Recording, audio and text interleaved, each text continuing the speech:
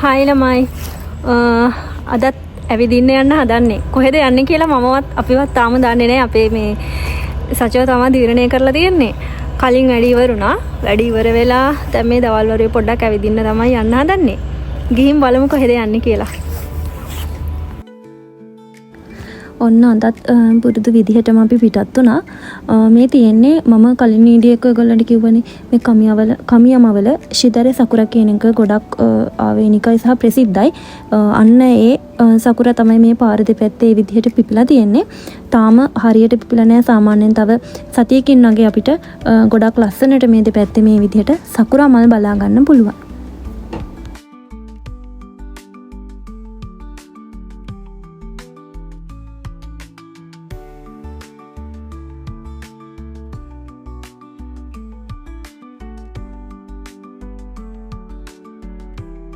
අපි දැන් අදාළ තැනට ඇවිල්ලා ඉන්නේ. අපි අද ආවේ සත්තුවත්ත බලන්න. එහෙම නැත්නම් සූ එක බලන්න. මේක මේ තොකුෂිමා සූ එක කියලා තමයි කියන්නේ. තොකුෂිමා සත්තුවත්ත කියලා තමයි කියන්නේ.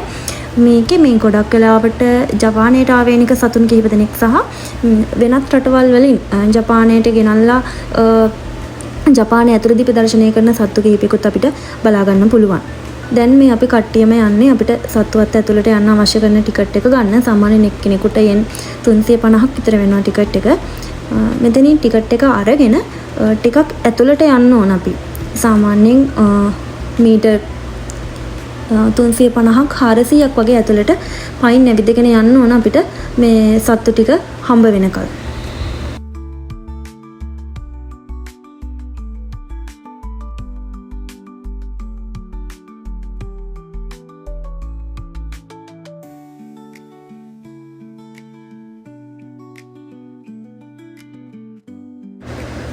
දැන් අපි මේ ටිකට් අරගෙන හෙමිට වටපිටාව බල ඇවිදගෙන යන ගමන් අද නම් පොඩ්ඩක් රස්නේ.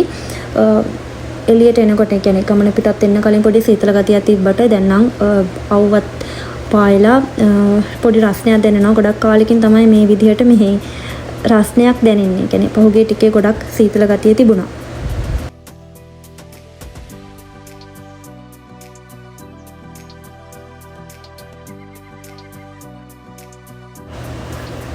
මෙන්න මේ සත්තු තමයි මේ කුරුල්ල තමයි අපිට මුලින්ම හම්බ වුණේ. මුන්ට කියන්නේ ජපාන් වලින් කියනවා පුරමින්ගෝ කියලා. සාමාන්‍යයෙන් අපි ෆ්ලැමින්ගෝ කියන්නේ දෙන්නේ මේ කුරුළු විශේෂයටම තමයි මේගොල්ලෝ ටිකක් රතු පාටින් යුක්තයි. රංචු විදිහට ඉන්න තමයි ගොඩක් කැමති. පුරමින්ගෝ කුරුල්ලන්ගෙන් පස්සේ මේ විදිහට අපිට හම්බ වෙනවා කපිබරා කියන මේ චුටි සත්තු జాතිය සහ සීබ්‍රලා. සීබ්‍රලාට ජපාන් වලින් කියනවා ශිමා උමා කියලා. මේ කැපිබරා එහෙම නැත්නම් ජපාන් වලින් නම් කපිබරා කියන මේ සත්තු జాතියත් රංචු විදිහට ඉන්න ප්‍රිය කරන සහ වතුරට කැමති සත්ත්ව කොට්ටාසයක්.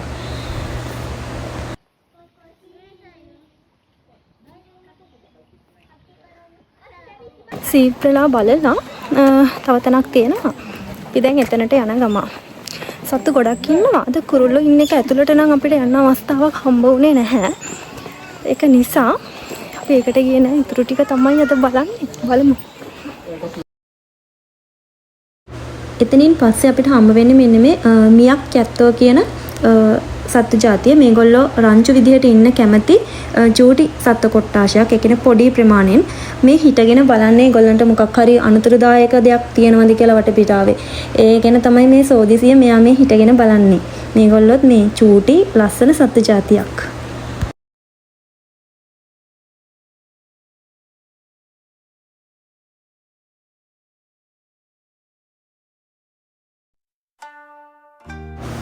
එතනින් පස්සේ අපිට හම්බ වෙන්නේ තවත් ඒ වගේම චූටි සතු జాතියක් සත්ව කොටාශයක්. මේගොල්ලන්ට කියනවා මාමොත්තෝ කියලා. සාමාන්‍යයෙන් පිටින් බැලුවාම එකපාරටම අර ලේන්නුන්ට සමාන ස්වරූපයක් අරගෙන තියෙනවා. මම හිතන්නේ මේගොල්ලොත් ලේන ඒ සම්බන්ධ මොකක් හරි කුලයකින් තමයි පැවතගෙන එන්නේ. මේගොල්ලොත් රංචු විදිහට ඉන්න ප්‍රිය කරන මිනිසුන්ට කරදරයක් නැති සත්ව කොටාසයක්.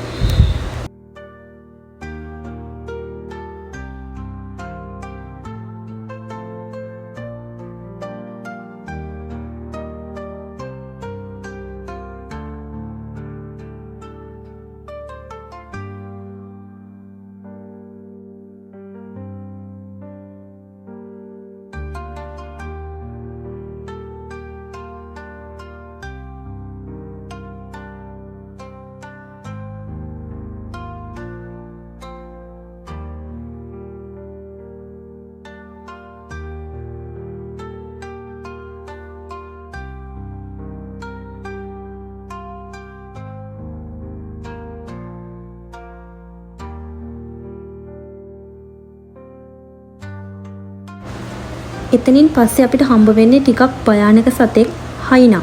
එහෙම නැත්නම් ජපාන් වලින් කියනවා නම් හයියනා. මෙයා මාංශ භක්ෂක සතෙක්. අපි දන්නවනේ හරිම දරුණු සතෙක්. ඔයගොල්ලන්ට මේ වීඩියෝ වලදී ගොඩක් වෙලාවට මේගොල්ලොන්ව ගොඩක් ක්ලියර්ව මට පෙන්වන්න විදිහක් නැහැ. මොකද දැල් වලින් ආවරණය කරලානේ මේගොල්ලෝ ඉන්නේ. ඉතින් ඒ වෙනුවෙන් සමා වෙන්න. දැල් වලින් ආවරණය වෙලා වුණත් අපි පුළුවන් විදිහට මේ තොකුෂිමා සත්තු වත්තේ මොන වගේ සත්තුද ඉන්නේ කියලා දිගටම බලාගෙන ඉමු.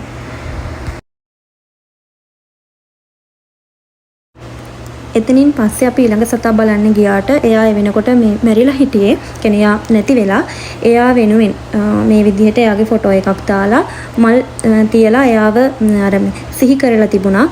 මේක ජපානයේ ඇතුළතදී අපිට ගොඩක් වෙලාවට දකින්න පුළුවන් දෙයක්. ඒගොල්ලෝ මේ විදිහට සතෙක් නැති වුණාම මේ විදිහට මල් වලින් එයාට කියන්නේ උපහාරයක් දැක්වීමක් වගේ කරනවා.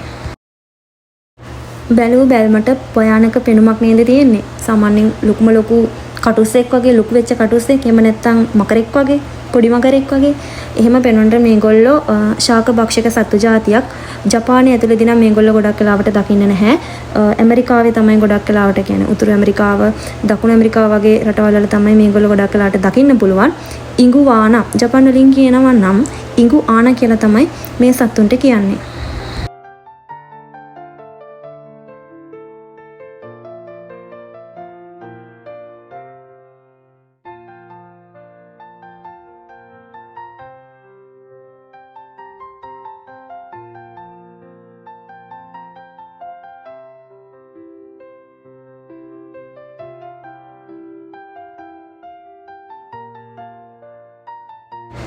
ඔන්න එතනින් පස්සේ අපි ආවා බැබුන්ලා බලන්න.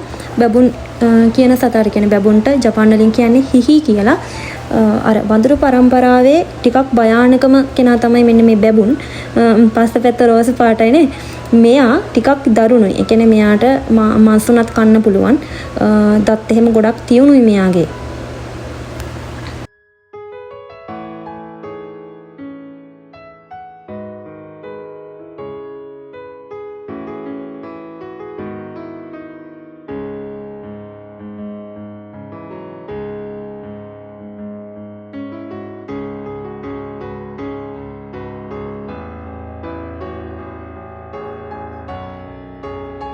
එතනින් පස්සේ වඳුරු කුලයේම වෙන මෙන්න මේ වාኦ කිට්සුනේ සරු කියන සත්තු జాතිය තමයි අපිට හම්බ වෙන්නේ.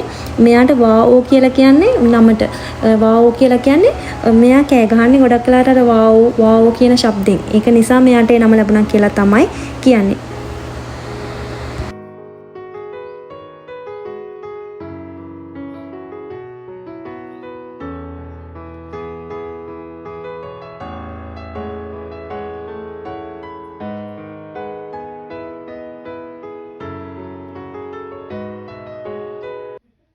මෙයත් ජපානයේ සාමාන්‍ය පරිසරයේ අපිට දකින්න නැහැ. ගොඩක් වෙලාවට මැඩගස්කර් වගේ රටවල් වල තමයි මෙයා ජීවත් වෙන්නේ.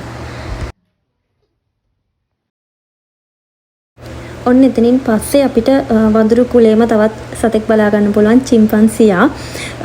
මෙයාගේ ටිකක් සංවේදී සිද්ධියක් වුණා. මම මේ වීඩියෝ එක ඔයාලට දාන්නම්.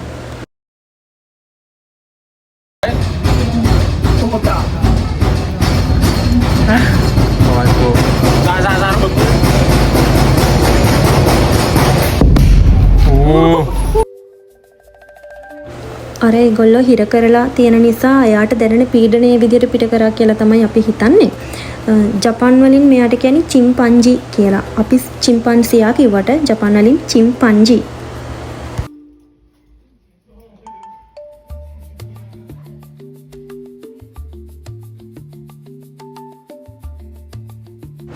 චිම්පන්සියත් බලලා අපි ඔන්න ගියා වලහව බලන්න. හැබැයි අපිට වලහ එහෙම නැත්තම් කුමා ජපාන් වලින් කියනවා නම් කුමා අපිට වලහ නම් බලා ගන්න බැරි වුණා. වලහගේ ගෙදර අත්හැරලා දාලා වලහ හැංගිලාද කොහෙද? එහෙම නැත්තම් අපිට බය හැංගිලාද කොහෙද ඔන්න වලහ නම් බලා ගන්න බැරි වුණා.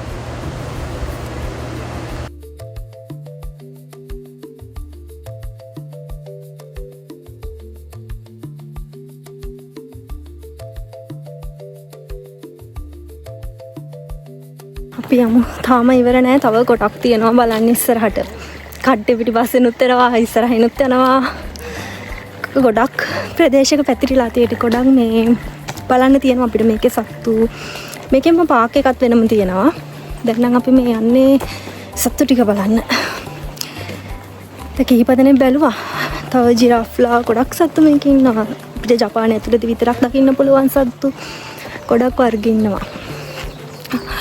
මාර ලස්සනයි. ලොකු පරාසික පැතිරිලා තියෙන මේක. කියන්නේ විශාල පරාසික පැතිරිලා තියෙන මේ සත්තුවත් දුක හිතෙනවා. ඉතින් අර ගෝරිල්ලා එහෙම වීදුරු වලට ගහේ වගේ ගොල්ලොන්ගේ ප්‍රතිචාර දක්වදී ගොල්ලෝ හිර කරලා තියෙනකොට ඒ හිරවීම අපිට පෙන්වන විදිහ හරිම සංවේදී. බලමු. අපි වුණත් හිර කරලා තියෙද්දි අපිට දැනෙන හැඟීමක් තියෙනවනේ. හරි අපි යමුකෝ.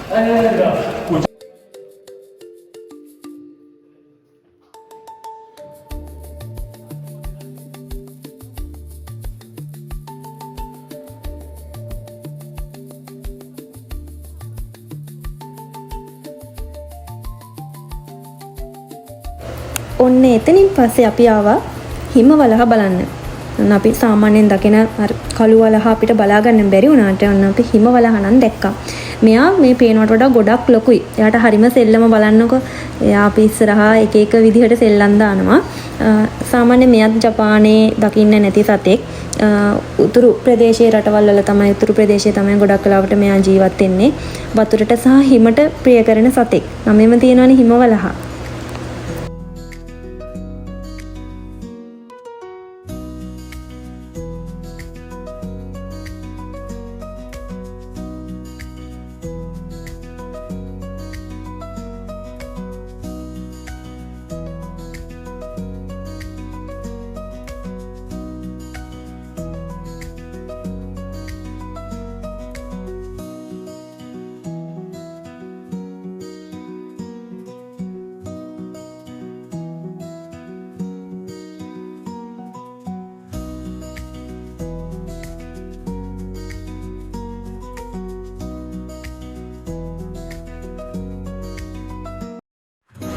මෙයා වතුරට කැමති නිසාම මෙන්න මේ විදිහට වතුර දාලා ලොකු ටැංකියක් හදලා තියෙනවා මෙයා මේ ඉන්න තැනම.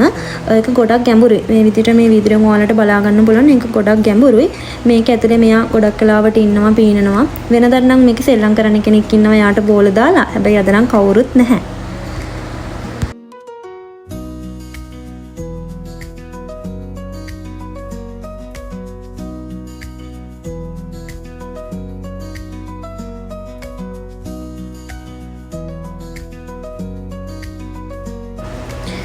ඔන්න හිම වලහත් බලලා එතනින් අපි එළියට ආවා. අපි දැන් යන්නේ කුරුළු වර්ගවල ටිකක් දරුණු කුරුල්ලෙක් බලන්න මාංශ භක්ෂකයෙක් ගිජුලිහිනියා. මේගොල්ලෝ දන්නවනේ මස් කන්න කැමති මාංශ භක්ෂක කුරුළු විශේෂයක්. ඒගොල්ලෝ ගොඩක් ලොකුයි. අත්තටු එහෙම ගොඩක් ප්‍රදේශයක අත්තටු දිගෑරියාම ගොඩක් ප්‍රදේශයක පැතිරෙනවා. ගොඩක් ලොකුයි මේ ගිජුලිහිනියා.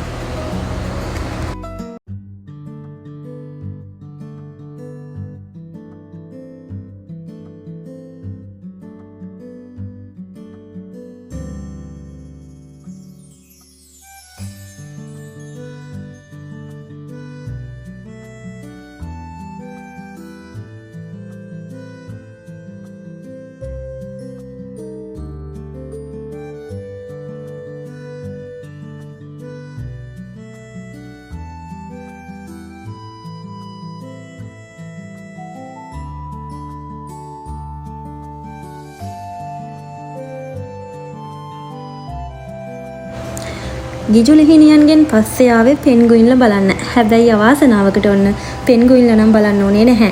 මමත් හරි ආසාවෙන් හිටියේ නමුත් එතන වතුර තිබුණේ නැහැ. පෙන්ගුයින්ලා හිටියේ නැහැ. හේතුව නම් මොකක්ද කියලා දන්නේ නැහැ. නමුත් බලා ගන්න ඕනේ නැහැ.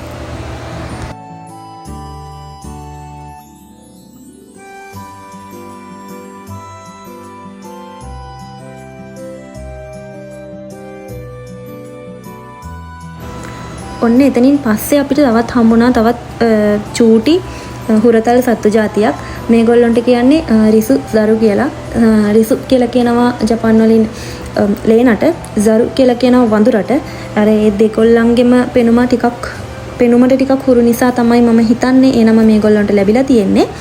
මේගොල්ලොත් හරිම ක්‍රියාශීලී රංචු විදිහට ජීවත් වෙන මිනිසුන්ට කරදරයක් නැති සත්තු ටිකක් සත්ත්ව කොට්ටාසයක්. මේකේ මේ විශේෂයක් තිබුණා. මේකේ හිටපු මේ එක්කෙනෙක්ගේ කනට මේ පියාසු ඒ කියන්නේ කරාඹුවක් දාලා තිබුණා. මේ ලා කොළ පාටට වගේ හුරු කරාඹුවක්.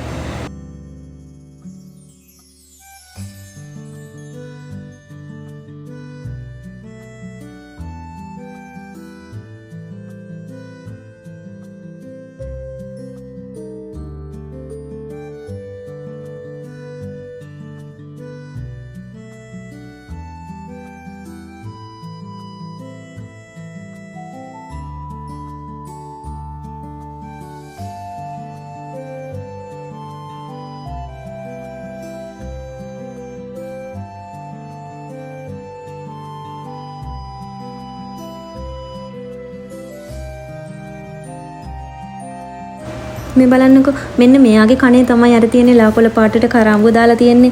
හැන්ඩියා වගේ ඉන්නවනේ. මෙයාලා ගොඩක් වෙලාවට අපිත් එක්ක එකතු කියන්නේ අපිත් එක්ක අපේ යාළුවෝ අත දික් කරාම අත අල්ලනවා කියන්නේ මිනිස්සුත් එක්ක ටිකක් සමීපයි මේගොල්ලෝ. අර මිනිස්සුන්ට හානියක් නැති සත්ත්ව කොටාසයක් කියලා මම කිව්වේ ඒකයි.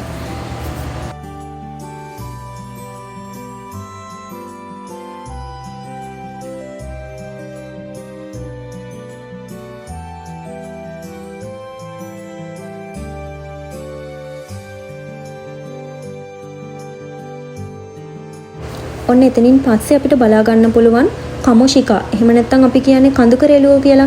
මෙන්න මේ සත්තුන්ට තමයි කමොෂිකා කියලා කියනවා අපි ජපාන් වලින්. ෂිකා කියන්නේ මුවාට. මේගොල්ලොන්ගේ මේක විශේෂත්වයක් තියෙනවා. මේගොල්ලෝ ජපානයේ ඇතුලේ විතරයි ඉන්නේ. මේ මම මේ වෙන්නන සත්තු. ඒගොල්ලෝ ජපානයේ ඇතුලේ ඉන්නේ. සහ ජපාන ඇතුලේදී මේගොල්ලෝ ආරක්ෂා කරපු සත්ත්ව කොටාසයක් විදිහට තමයි අපිට දකින්න පුළුවන්.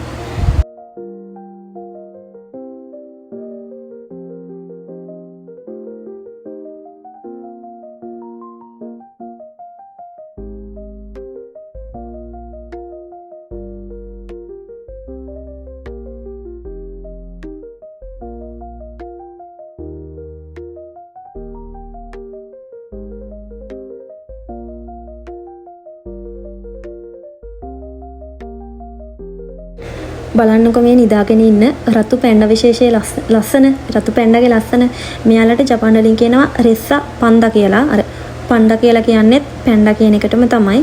මේගොල්ලෝ හරිම මේ අර පැන්ඩා වරුන්ගෙන් ටිකක් ලස්සන හිත ඇද ගන්න පැන්ඩා විශේෂයක්.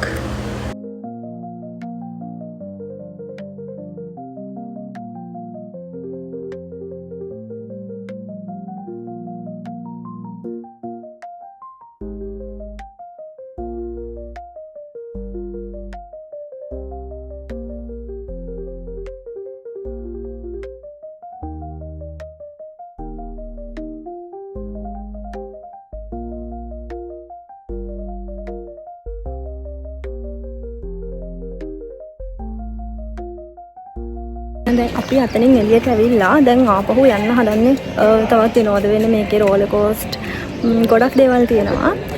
තොකුෂිමා ෆැමිලි ලෑන්ඩ් කියලා තමයි කියන්නේ.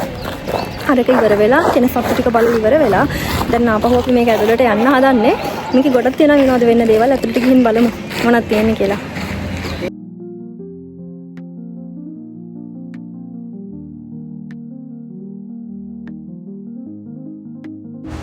මෙන්න මේ විදිහට තමයි ඒක ඇතුළ අපිට බලා ගන්න පුළුවන්. අද නම් ටිකක් වෙනදට වඩා මේකේ සෙනගක් ඉන්නවා. සාමාන්‍යයෙන් වෙනදට මේ තරම්ම සෙනගක් අපිට මේක ඇතුළේදී බලා ගන්න නැහැ. මේක ඇතුළේ ගොඩක් වෙලාවට කතුරු වංචිල්ලා, රෝලර් කෝස්ට්, බෝට්ටු එක එක විදිහේ අපිට විනෝද වෙන්න පුළුවන් දේවල් තියෙනවා. කවදාවත් ගිහිල්ලා නැති, يعني විඳලා නැති එක්ස්පීරියන්ස් එකක් අද මේක ඇතුළෙන් ගන්න පුළුවන් වෙයි කියලා හිතනවා.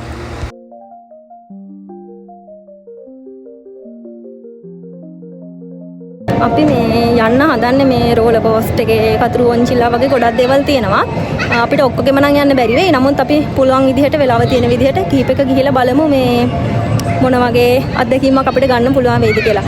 සාමාන්‍යයෙන් අපි ලංකාවේ ඉන්නකොට නම් මේ වගේ අත්දැකීමක් අරන් තිබුණාට ජපානයේදී මේ වගේ අත්දැකීමක් ගන්න පළවෙනි වතාව බලමු මොන වගේද කියලා නේ. කතුරු වංචිල්ලාවේ යන්න හදන්නේ. බලමු.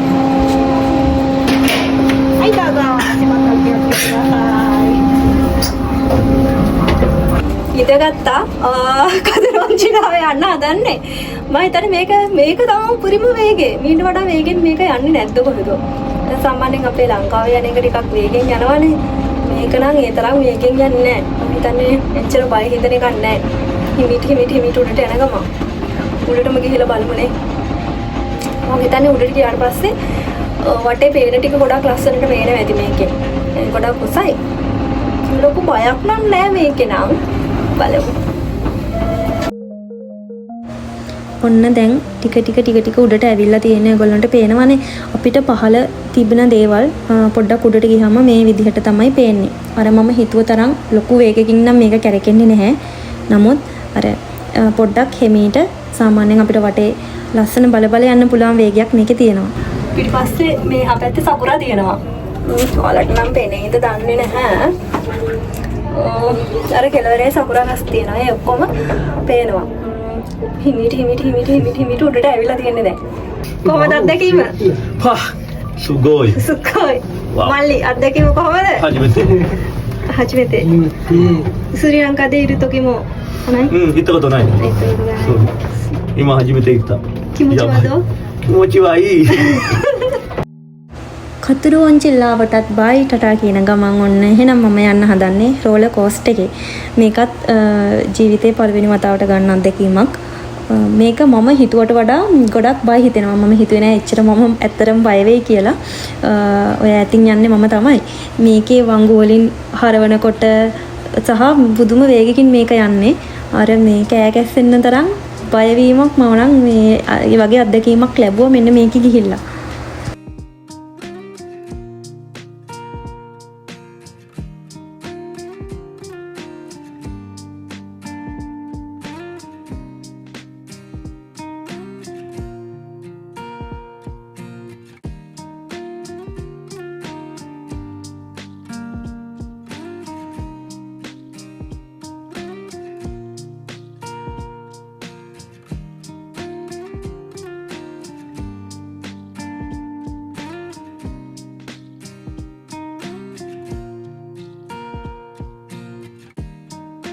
රෝලර් කෝස්ටර් එකේ පළවෙනි වතාවට ගියා. බය හිතුණා. ඒක ඉවර වෙලා ඊළඟට මෙතන බෝට්ටුවක් තියෙනවා. නම නම් ගහලා තියෙන්නේ විකින් කියලා. මොකද්ද නම් දන්නේ නැහැ. ගිහින් බලමු. ඒකේ මෙන්න මේක තමයි බෝට්ටුව. ඔන්චිල්ලා වගේ දෙපැත්තට පැද්දෙනවා. වීඩියෝ එකේ මේ විදිහට තිබුණාට මේක ගොඩක් වේගකින් කැරකෙනවා. වීඩියෝ එකක් ගන්නන් කියලා හිටියට බැරි වුණා. ගත්ත පොඩි ඔරිජිනල් වීඩියෝ එකක් මම මෙතනින් ඇඩ් කරන්නම්.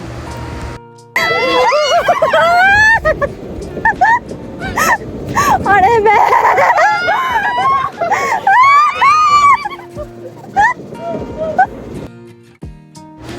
එහෙ ඔයාලා බැලුවේ ගයිස් ඒ වෙලාවේදී මට ඇත්තටම දැනෙච්ච හැඟීම මම හිතුවේ නෑ ඒකේදී ඒ වගේ එච්චර බය වෙයි කියලා මම.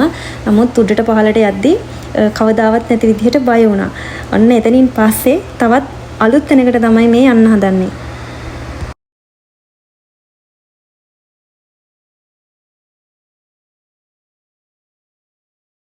මගේ පෙනුම ගැන නම් දැන් හිතන්න පවුල් වෙලා තියෙන කොන්නෙත් එක්ක යන්න හදන්නේ රෝලර් කෝස්ටර් එක වගේම තමයි මේකත්.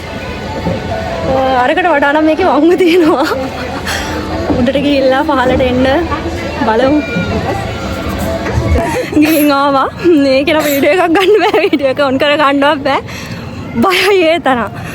ඒක ගිහින් ඇවිල්ලා ටිකක් ඉතුරුයි මොකක් කරන්නේ? වෙන එක යන්න හදන්නේ. ඔන්චිලා වගේ වටේට කැරගෙන මම නම නම් දන්නේ නැහැ. මගේ පිටිපස්සෙන් පේන්නේ. ඕකේ තමයි ළඟට යන්න හදන්නේ. තාමත් ගේනවා වගේ. බලමු මේකෙත් ගිහිල්ලා. ඊළඟට ගියේ මෙන්න මේ කැරගෙන ඔන්චිල්ලාවේ ඒකත් විනෝදයි. මේ කියන්නේ ටිකක් ඈතින් තියෙන පුටු වල ඉඳගත්තාම තමයි ටිකක් වේගෙන් මේක කැරකෙන්නේ. ඒකත් විනෝදයි. ඒකෙනුත් හොඳ අත්දැකීමක් ගත්තා.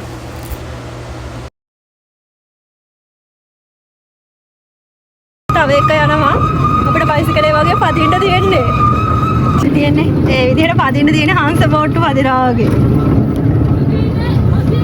ඔක්කොගෙම ගියා දැන් නම් ආය යන්න තරම් ගන්න ඉතුරු වෙච්චර අර අපි කියන්නේ ආදල් බව මදි කියලා හිතෙනවා ඒ ටිකේ ගිහිල්ලා ඉවරයි. දැන් මොනහරි කන්න තමා ලෑස්ති ටිකක් බඩගිනි එක අපු යන්න වෙලාවත් ඇවිල්ලා තියෙන්නේ. මොකක් කරයි දන්නේ නැහැ කට්ටිය බලමු.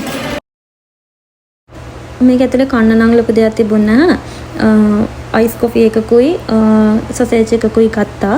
ඒකත් කාලා ඊළඟට මොකද්ද කරන්න කියලා මේ අපි කල්පනා කරන ගමන් තමයි ඉන්නේ.